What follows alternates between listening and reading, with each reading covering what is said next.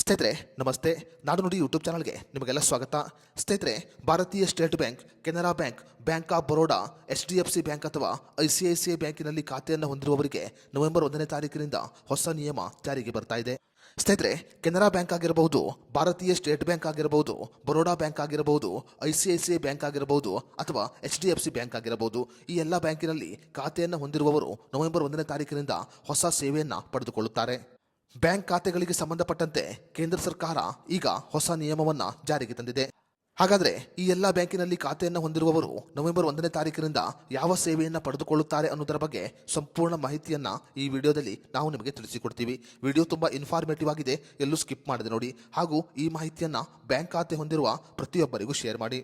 ಸ್ನೇಹಿತರೆ, ಭಾರತ ಸರ್ಕಾರ ಈಗ ಬ್ಯಾಂಕ್ ಖಾತೆಗಳ ನಾಮಿನಿ ವಿಷಯಕ್ಕೆ ಸಂಬಂಧಪಟ್ಟಂತೆ ದೇಶಾದ್ಯಂತ ಹೊಸ ನಿಯಮವನ್ನು ಜಾರಿಗೆ ತಂದಿದೆ. ಇನ್ನು ಮುಂದೆ ಈ ಎಲ್ಲ ಬ್ಯಾಂಕಿನಲ್ಲಿ ಖಾತೆಯನ್ನು ಹೊಂದಿರುವವರು ಬ್ಯಾಂಕ್ ಖಾತೆಗೆ ಒಂದು ನಾಮಿನಿಯ ಬದಲಾಗಿ 4 ನಾಮಿನಿಯನ್ನು ಸೇರಿಸಬಹುದು. ಇನ್ನು ಮುಂದೆ ಬ್ಯಾಂಕಿನಲ್ಲಿ ಖಾತೆಯನ್ನು ಹೊಂದಿರುವವರು ತಮ್ಮ ಖಾತೆಗೆ ಒಂದು ನಾಮಿನಿಯ ಬದಲಾಗಿ 4 ನಾಮಿನಿಯನ್ನು ಒಂದೇ ಬಾರಿಗೆ ಸೇರಿಸುವ ಸೇವೆಯನ್ನು ಪಡೆದುಕೊಳ್ಳುತ್ತಾರೆ. ಒಂದು ವೇಳೆ ಬ್ಯಾಂಕ್ ಖಾತೆ ಹೊಂದಿರುವವರು ಮತ್ತು ಅವರ ನಾಮಿನಿ ಮೃತಪಟ್ಟರೆ ಎರಡನೇ ನಾಮಿನಿಯಾದವರು ಅದರ ಸಂಪೂರ್ಣ ಜವಾಬ್ದಾರಿಯನ್ನು ಪಡೆದುಕೊಳ್ಳುತ್ತಾರೆ. ಪ್ರತಿಯೊಬ್ಬರ ಬ್ಯಾಂಕ್ ಖಾತೆಗಳು ಸುರಕ್ಷಿತವಾಗಿರಬೇಕು ಅನ್ನುವ ಕಾರಣಕ್ಕೆ ಭಾರತ ಸರ್ಕಾರ ಇನ್ನು ಮುಂದೆ ಬ್ಯಾಂಕ್ ಖಾತೆಗಳಿಗೆ 4 ನಾಮಿನಿಯನ್ನು ಸೇರಿಸುವುದು ಕಡ್ಡಾಯ ಅಂತ ಘೋಷಣೆ ಮಾಡಿದೆ. ಕೆನರಾ ಬ್ಯಾಂಕ್ ಆಗಿರಬಹುದು, HDFC ಬ್ಯಾಂಕ್ ಆಗಿರಬಹುದು, ICICI ಬ್ಯಾಂಕ್ ಆಗಿರಬಹುದು ಅಥವಾ ಭಾರತೀಯ ಸ್ಟೇಟ್ ಬ್ಯಾಂಕ್ ಆಗಿರಬಹುದು, ಈ ಎಲ್ಲ ಬ್ಯಾಂಕಿನಲ್ಲಿ ನವೆಂಬರ್ 1ನೇ ತಾರೀಕಿನಿಂದ ಈ ಸೇವೆ ಜಾರಿಗೆ ಬರುತ್ತೆ.